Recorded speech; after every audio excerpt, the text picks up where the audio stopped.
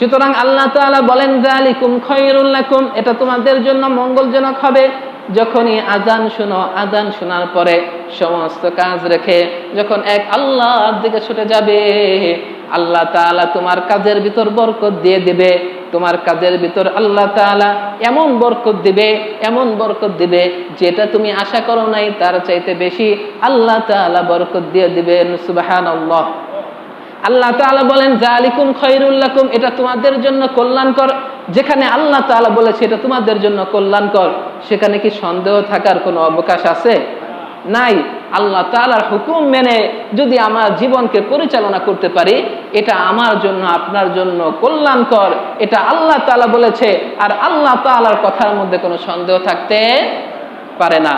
এবার দেখেন আল্লাহ তাআলা বলেন ইন কুনতুম তাআলামুন, যদি তুমি বিশ্বাস করো, যদি তুমি জানো যে আল্লাহর হুকুম মানার মধ্যেই সফলতা, তাহলে আল্লাহ তাআলা তোমাকে অবশ্যই সফল কাম করবে, অবশ্যই সফল কাম করবে, অবশ্যই সফল কাম করবে।